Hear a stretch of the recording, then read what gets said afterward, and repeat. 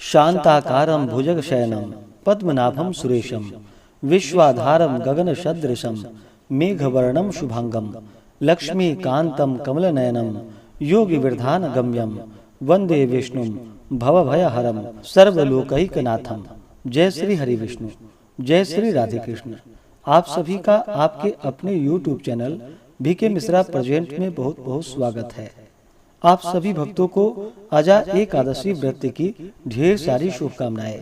आप सभी के जीवन में भगवान विष्णु माता लक्ष्मी की कृपा से आप सभी को अपार सुखों की प्राप्ति हो।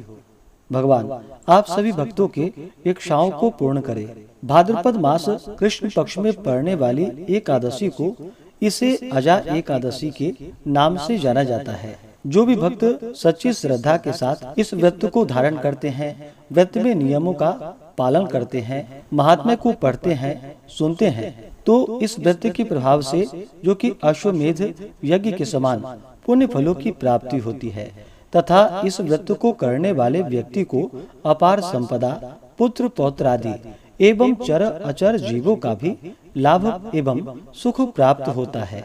ऐसे व्यक्ति का कोई भी विरोधी नहीं होता है। जो इस व्रत को करता है वह अच्छे सम्मान पाने का अधिकारी हो जाता है। इस दिन विशेष प्रकार से भगवान विष्णु माता लक्ष्मी का पूरे विधि विधान के साथ पूजन करना चाहिए, कथा श्रवण करनी चाहिए, आरती करनी चाहिए, रात्रि जागरण करते हुए समय को व्यतीत करनी चाहिए और अगले दिन जाकर के समय के अनुसार व्रत का पारण करना चाहिए। तो आइए सुनते हैं अजा एकादशी व्रत की कथा। अगर आप एकादशी व्रत के उपलक्ष्य में ब्राह्मण दक्षिणा, अन्नदान, वस्त्रदान आदि के लिए देना चाहते हो तो आप अपने श्रद्धा और सामर्थ्य के अनुसार हमें डिस्क्रिप्शन में जाकर के वहां से गूगल पे, फोन पे या अकाउंट नंबर के माध्यम से आप अपने श्रद्धा और सामर्थ्य के अनुसार हमें ब्राह्मण दक्षिणा प्रदान कर सकते हैं। तो आइए सुनते हैं अजा एकादशी व्रत की कथा। तो बोलिए प्रेम से भगवान विष्णु की जय, माता लक्ष्मी की जय, भगवान श्री कृष्ण की जय, एकादशी माता की जय, सर्वदेवी देवता की जय। कथा के अनुसार एक बार युधिष्ठिर ने भगवान श्री कृष्ण से कहा कि हे जनार्दन, आगे अब आप मुझसे भाद्रपद मास के कृष्ण पक्ष की एकादशी का नाम और महात्म्य का वर्णन कीजिए। श्री कृष्ण चंद्र जी ने कहा कि हे राजन, इस एकादशी का नाम अजा है और यह एकादशी सब पापों को नष्ट करने वाली है और अत्यंत ही फल को देने वाली है। इसका व्रत करके जो भगवान की पूजा करते हैं और उनके महात्म्य को पढ़ते हैं तथा सुनते हैं, उनके सब प्रकार के पाप नष्ट हो जाते हैं। अब इस व्रत का फल किसको किस प्रकार से प्राप्त हुआ वह मुझसे सुनो। पूर्व समय में समस्त पृथ्वी का चक्रवर्ती तथा सत्य प्रतिज्ञ वाला हरिश्चंद्र नामक राजा हो चुका है। उसके किसी कर्म के कारण उसका समस्त राज्य यहाँ तक नष्ट हो गए कि उसको अपने पुत्र तथा स्त्री को बेचने के लिए बाध्य होना पड़ा। इस प्रकार का धर्मशील राजा होने पर भी उसको चांडाल का सेवक होकर मृतकों का कफन कर के रूप में लेना पड़ा। परंतु उसने अपने इन प्रकार के संकटकालीन अवस्था में भी धर्म और सत्य को नहीं त्यागा। इस प्रकार चांडाल का सेवक होकर उसका दीर्घ काल व्यतीत हो गया। तब वह एक दिन अत्यंत ही दुखित होकर विचार करने लगा कि मेरा इस घोर पाप से किस प्रकार उद्धार होगा। इस प्रकार चिंता ग्रसित था कि उसी समय गौतम ऋषि उस स्थान पर आ गए। गौतम ऋषि को देखकर राजा ने अपने सब कष्टों का वृतांत उनको सुनाया। गौतम ऋषि राजा के इन कष्टपूर्ण बातों को सुनकर दुखित हुए और राजा को अजा एकादशी के व्रत के अनुष्ठान का उपदेश दिया। हे राजन, भाद्रपद में कृष्ण पक्ष की एकादशी का व्रत अनुष्ठान विधि पूर्वक करो और समस्त रात्रि जागरण करके भगवान का स्मरण करो। इस व्रत के प्रभाव से तुम्हारे सब पाप क्षय हो जाएंगे और तुम सभी प्रकार के कष्टों से छूट जाओगे। इस प्रकार राजा को उपदेश देकर मुनि जी वहां से चले गए। मुनि जी के कथानुसार राजा हरिश्चंद्र ने इस उत्तम व्रत का अनुष्ठान किया और सारी रात जागरण करते हुए भगवान का भजन करते रहे। इस प्रकार व्रत के प्रभाव से राजा हरिश्चंद्र के सब पाप क्षय हो गए और सब कष्टों से मुक्त होकर अपने पुत्र और पत्नी को प्राप्त किया और शत्रुओं से रहित राज्य को प्राप्त कर सकल परिवार सहित आनंद का उपभोग किया और अंत समय स्वर्ग की प्राप्ति हुई। इस व्रत को करने वाले के सभी पाप नष्ट हो जाते हैं और स्वर्ग की प्राप्ति होती है। जो इसका महात्म्य पढ़ता है और सुनता है वह अश्वमेध यज्ञ का फल प्राप्त करता है। तो बोलिए प्रेम से भगवान विष्णु की जय। अब आइए सुनते हैं एकादशी माता की आरती। तो बोलिए प्रेम से एकादशी माता की जय। ओम जय एकादशी माता, विष्णु पूजा व्रत को धारण कर शक्ति मुक्ति पाता। ओम जय एकादशी माता, विष्णु पूजा व्रत को धारण कर शक्ति मुक्ति पाता। तेरे नाम गिनाओ देवी भक्ति प्रदान करनी, गण गौरव की देनी माता शास्त्रों में वर्णी। ओम जय एकादशी माता, विष्णु पूजा व्रत को धारण कर शक्ति मुक्ति पाता। मार्गशीर्ष के कृष्ण पक्ष की उत्पन्ना विश्वतारिणी जन्मी, शुक्ल पक्ष में हुई मोक्षदा मुक्तिदाता बन आई। ओम जय एकादशी माता, विष्णु पूजा व्रत को धारण कर शक्ति मुक्ति पाता। पौष के कृष्ण पक्ष की सफला नामक है, शुक्ल पक्ष में होए पुत्रदा आनंद अधिक रहे।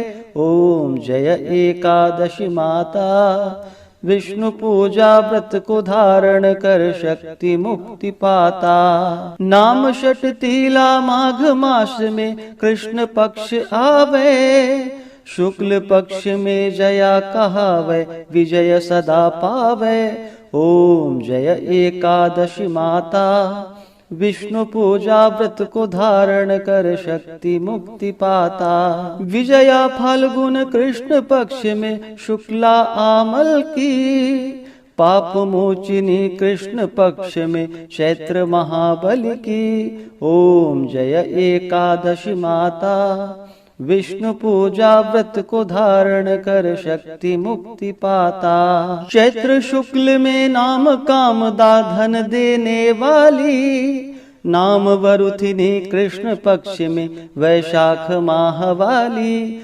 ओम जय एकादशी माता, विष्णु पूजा व्रत को धारण कर शक्ति मुक्ति पाता। शुक्ल पक्ष में होए मोहिनी अपराज्येष्ठ कृष्ण पक्षी, नाम निर्जला सब सुख करणी शुक्ल पक्ष रखी। ओम जय एकादशी माता, विष्णु पूजा व्रत को धारण कर शक्ति मुक्ति पाता। योगिनी नाम आषाढ़ माह में जानो कृष्ण पक्ष करणी, देवशयनी नाम कहायो शुक्ल पक्ष धरणी। ओम जय एकादशी माता, विष्णु पूजा व्रत को धारण कर शक्ति मुक्ति पाता। कामिका श्रवण मास में आवे कृष्ण पक्ष कहिए, श्रवण शुक्ल में होए पवित्रा आनंद से रहिए। ओम जय एकादशी माता, विष्णु पूजा व्रत को धारण कर शक्ति मुक्ति पाता। अजा भाद्रपद कृष्ण पक्ष की परिवर्तिनी शुक्ला, इंद्रा अश्विनी कृष्ण पक्ष में व्रत से भव सागर निकला। ओम जय एकादशी माता, विष्णु पूजा व्रत को धारण कर शक्ति मुक्ति पाता। पापांकुशा है शुक्ल पक्ष में आप हरणहारी, रमा मास कार्तिक में आवे सुखदायक भारी। ओम जय एकादशी माता, विष्णु पूजा व्रत को धारण कर शक्ति मुक्ति पाता। देवोत्थाने शुक्ल पक्ष की दुख नाशक मैया, पावन मास में करो विनती पार करो नैया। ओम जय एकादशी माता, विष्णु पूजा व्रत को धारण कर शक्ति मुक्ति पाता। परमा कृष्ण पक्ष में होती जन मंगल करणी, शुक्ल मास में होए पद्मिनी दुख दारिद्र हरणी। ओम जय एकादशी माता, विष्णु पूजा व्रत को धारण कर शक्ति मुक्ति पाता। जो कोई आरती एकादशी की भक्ति सहित गावे, जन गुरुदिता स्वर्ग कवासा निश्चय ही पावे। ओम जय एकादशी माता, विष्णु पूजा व्रत को धारण कर शक्ति मुक्ति पाता। ओम जय एकादशी माता, विष्णु पूजा व्रत को धारण कर शक्ति मुक्ति पाता। हाँ शक्ति मुक्ति पाता। तो बोलिए प्रेम से एकादशी माता की जय, भगवान विष्णु की जय, माता लक्ष्मी की जय, सर्वदेवी देवता की जय। ये जानते हैं अजा एकादशी व्रत के शुभ मुहूर्त पारण समय के बारे में। एकादशी तिथि प्रारंभ समय जो कि 28 अगस्त 2024 दिन बुधवार रात्रि 1:22 और एकादशी तिथि की जो समाप्ति है वह 29 अगस्त 2024 दिन गुरुवार रात्रि 1:40। तो हमें शुद्ध रूप से व्रत के लिए जो समय प्राप्त हो रहा है वह समय सभी भक्तजन 28 अगस्त को 10वें दिन के नियमों का पालन करेंगे। 29 अगस्त गुरुवार के दिन व्रत को धारण करेंगे और व्रत का पारण जो कि 30 अगस्त 2024 दिन शुक्रवार को किया जाएगा। एकादशी व्रत का पारण हरिवासर समाप्त होने के बाद करना चाहिए। हरिवासर का समय द्वादशी तिथि का पहला चौथाई हिस्सा हरिवासर का होता है। तो द्वादशी तिथि की जो समाप्ति है वह 30 अगस्त 2024 दिन शुक्रवार रात्रि 2:26 पे द्वादशी तिथि की समाप्ति है। तो इस व्रत का पारण सभी भक्तजन 30 अगस्त को करेंगे। 30 अगस्त को पारण का समय सुबह 7:49 से सुबह 8:40 तक व्रत का पारण किया जाएगा। अजा एकादशी व्रत का पारण जो कि कुष्मांडेन पारणम, कुष्मांड जिसे कि बहुत से जगहों पर भुआ के नाम से भी जानते हैं। तो इससे इस व्रत का पारण है। यह संभव ना हो तो आप जल फल या तुलसी दल से व्रत का पारण करें। इसके बाद फिर आप भोजन ग्रहण करें। एकादशी तिथि के दिन ब्रह्म मुहूर्त का जो समय होगा वह समय सुबह 4:28 से सुबह 5:13 तक होगा। सूर्योदय का समय सुबह 5:37 और सूर्यास्त शाम 6:20। 29 अगस्त को राहु काल का जो समय है वह समय दोपहर 1:34 से दोपहर 3:09 तक और 30 अगस्त को राहु काल का समय सुबह 10:30 से सुबह 11:58 तक है। राहु काल समय के दौरान कोई भी शुभ कार्य या नया कार्य नहीं करना चाहिए, इस बात का ध्यान रखिए। एकादशी तिथि के दिन योग जो कि सिद्धि योग होगा शाम 6:18 तक। उसके बाद व्यतिपात योग होगा। इस दिन सर्वार्थ सिद्धि योग भी बन रहा है जो कि शाम 4:39 से अगले दिन सुबह 5:58 तक सर्वार्थ सिद्धि योग होगा। नक्षत्र जो कि आद्रा नक्षत्र शाम 4:39 तक। उसके बाद पुनर्वसु नक्षत्र। एकादशी का व्रत जो कि प्रत्येक माह के कृष्ण पक्ष और शुक्ल पक्ष की एकादशी तिथि के दिन इस व्रत को धारण किया जाता है। इसे एकादशी या 11 व्रत के नाम से जाना जाता है। यह व्रत भगवान विष्णु भगवान श्री कृष्ण को अति प्रिय होता है। जो भी भक्त एकादशी का व्रत धारण करते हैं उन्हें 10वीं के दिन से ही व्रत में नियमों का पालन करना चाहिए। 10वीं तिथि के दिन सूर्यास्त होने से पहले ही भोजन ग्रहण कर लेनी चाहिए।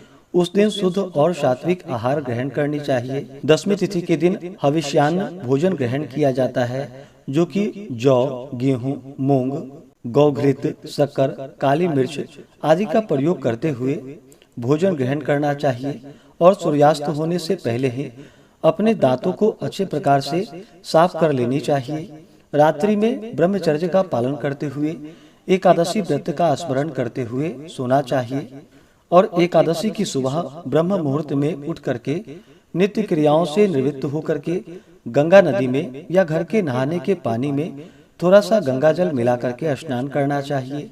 शुद्ध वस्त्र धारण करना चाहिए।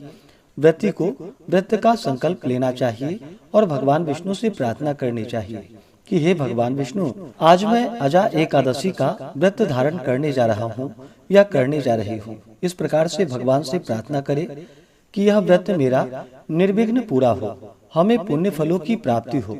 आपके मन में जो भी इच्छा हो, जो भी कामना हो, वह भगवान विष्णु से कहें। और एकादशी तिथि के दिन, जो कि दिन रात्रि उपवास रहते हुए व्रत को धारण करे, जो उपवास नहीं रह पाते हैं, जिनका स्वास्थ्य सही ना हो, तो आप एक समय फलाहार ग्रहण करें। फलाहार में जो कि केला, आम, अमरूद, बादाम, पिस्ता इत्यादि अमृत फलों का सेवन करें। प्रत्येक वस्तु भगवान को अर्पित करके भोग लगा के तुलसी दल छोड़ करके ही ग्रहण करनी चाहिए। इस दिन भगवान विष्णु का, माता लक्ष्मी का सुबह और शाम के वक्त पूरे विधि विधान के साथ पूजन करे, कथा श्रवण करे, भगवान की आरती करे। इस दौरान ओम नमो भगवते वासुदेवाय या श्री कृष्ण गोविंद हरे मुरारी आदि नाम मंत्रों का जप करे। एकादशी की रात्रि जहाँ तक हो सके जागरण करते हुए समय को व्यतीत करे और द्वादशी की सुबह उठ करके स्नान करके शुद्ध वस्त्र धारण करके भगवान का पूजन और आरती कर ले। इसके बाद ब्राह्मणों को भोजन करवाए, ब्राह्मणों को दान और दक्षिणा दे और फिर समय के अनुसार व्रत का पारण करना चाहिए। तो इस दिन भगवान का पूरे विधि विधान के साथ पूजन करना चाहिए। इस दिन भगवान विष्णु का जल से अभिषेक करे, पंचामृत से अभिषेक करे, शुद्ध गंगा जल से अभिषेक करे, भगवान को पीला वस्त्र अर्पित करे, यज्ञोपवीत चढ़ाए। इसके बाद जल से आचमनी करवाएं, भगवान को पीला पुष्प अर्पित करे, तुलसी दल अर्पित करे, चंदन रोली अर्पित करे, खास करके पीले चंदन का प्रयोग करे। भगवान विष्णु को अक्षत नहीं चढ़ाया जाता है, इस बात का ध्यान रखिए। तो अक्षत की जगह भगवान को काले तिल अवश्य ही अर्पित करनी चाहिए। इसके बाद फिर धूप और दीप दिखाएं, अनेक प्रकार का नैवेद्य भगवान को अर्पित करे। अभी के मौसम में जो भी ऋतु फल मिल रहे हों उसका प्रयोग करे। दूध से बने हुए वस्तुओं का भगवान को भोग लगाए। इस दिन विशेष करके भगवान विष्णु को बादाम व छुहारे का अवश्य ही भोग लगाना चाहिए और इसे प्रसाद के रूप में ग्रहण भी करनी चाहिए। इससे अनंत फलों की प्राप्ति होती है।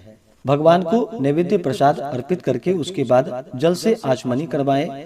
मुख शुद्धि के लिए पान पत्र, सुपारी, लौंग, इलायची के साथ में अर्पित करे, द्रव्य दक्षिणा चढ़ाएं। इसी प्रकार से माता लक्ष्मी का भी साथ में पूजन करना चाहिए। माता लक्ष्मी का जल से अभिषेक करे, पंचामृत से अभिषेक करे, शुद्ध गंगा जल से अभिषेक करे, माता को लाल वस्त्र चढ़ाएं, श्रृंगार की वस्तुएं अर्पित करे, गंध पुष्प धूप दीप आदि से पूजन करके अनेक प्रकार के नैवेद्य आदि का भोग लगाए, जल से आचमनी करवाएं। मुख शुद्धि के लिए पान पत्र, सुपारी, लौंग, इलायची के साथ में अर्पित करे, द्रव्य दक्षिणा चढ़ाएं। इसके बाद फिर एकादशी व्रत का कथा श्रवण करनी चाहिए, भगवान की आरती करनी चाहिए। इससे भगवान विष्णु अपने भक्तों के ऊपर अति प्रसन्न होते हैं, अपने भक्तों के सभी प्रकार के पाप और ताप को नष्ट कर देते हैं, सुख और समृद्धि का आशीर्वाद प्रदान करते हैं और अंत में भगवान विष्णु की कृपा से भगवान के धाम की प्राप्ति होती है। जो भी भक्तजन व्रत को धारण करते हैं, व्रत के दौरान कुछ बातों का ध्यान रखना चाहिए। इस दौरान शुद्ध और सात्विकता का पालन करना चाहिए, ब्रह्मचर्य का पालन करना चाहिए, तामसिक वस्तुओं का, नशीले पदार्थों का सेवन नहीं करना चाहिए, मांस, मदिरा, लहसुन, प्याज आदि का प्रयोग बिल्कुल भी नहीं करना चाहिए। एकादशी तिथि के दिन और दशमी तिथि के दिन भी चावल ग्रहण नहीं करनी चाहिए। आप द्वादशी तिथि के दिन पारण करने के बाद चावल ग्रहण कर सकते हैं। व्यक्ति को व्रत के दौरान किसी के ऊपर क्रोध नहीं करनी चाहिए। अपने मन में किसी के प्रति ईर्षा या द्वेष का भाव नहीं लाना चाहिए। भगवान विष्णु के चरणों में अपना मन लगाना चाहिए।